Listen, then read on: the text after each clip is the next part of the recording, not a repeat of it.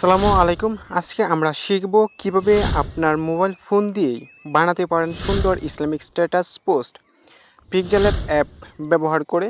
চলুন শুরু করি। প্রথমে পিকজালেব অ্যাপ ওপেন করুন। তারপর এখান থেকে ক্যান্সেলে ক্লিক করবেন। তারপর এখান থেকে এই টেক্সটটাকে লিখা ডিলিট করার জন্য আমরা এখান থেকে উপরে দেখতে পাচ্ছি ডিলিট আইকন। আমরা এটাতে এই ডিলিট আইকনে ক্লিক করে আমরা এখান থেকে ওকেতে ক্লিক করে দিব। দেন তারপর এখান থেকে বেশ কিছু অপশন দেখতে পাচ্ছি। এখান থেকে উপরে দেখতে পাচ্ছি থ্রি ডট, আমরা থ্রি ডটে ক্লিক করব। থ্রি ডটে ক্লিক করার পর আমরা এখান থেকে এই অপশনটিতে ক্লিক করব।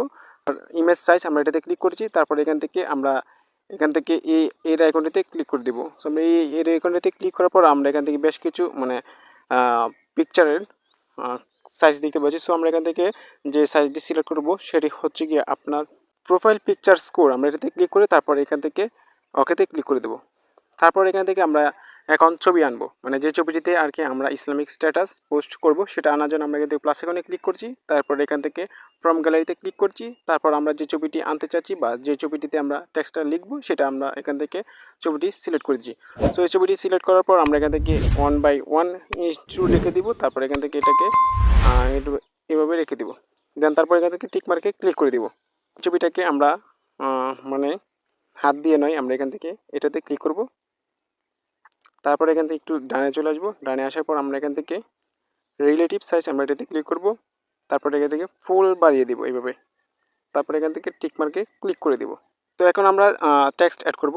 সো টেক্সট অ্যাড করার জন্য আমরা উপরে দেখতে পাচ্ছি অথবা নিচে দেখতে পাচ্ছি এ আইকন। সো আমরা এখান থেকে এ আইকনে যদি ক্লিক করি তারপর এখান থেকে টেক্সটে ক্লিক করে দিব। সো আমরা টেক্সটে ক্লিক করে দিচ্ছি। তারপর এখান থেকে দেখতে পাচ্ছেন টেক্সটটা কিন্তু এখানে চলে এসেছে। সো আমরা এখান থেকে এটাতে ক্লিক করছি। তারপর এখানে ডাবল ট্যাপ করব।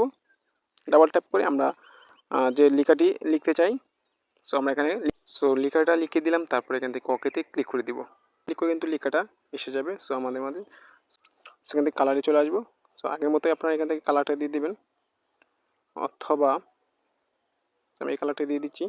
তারপর এখান থেকে এই ছবিটাকে সেভ করার জন্য আমরা এখান থেকে যে কাজটা করব, উপরে দেখতে পাচ্ছি শেয়ার আইকন, আমরা শেয়ার আইকনে ক্লিক করব। তারপর এখান থেকে এটাকে এর আইকনটাতে ক্লিক করে আমরা এখানে পিএনজি সিলেক্ট করব। তারপর এখান থেকে কাস্টম দেখতে পাচ্ছি, কাস্টমে ক্লিক করব। তারপর এখান থেকে আল্টার সিলেক্ট করে দিব। তারপর এখানে সেভ টু গ্যালারি আমরা এটাতে ক্লিক করে দিব। তাহলে কিন্তু ছবিটি সেভ হয়ে আমাদের ফাইলে চলে আসবে।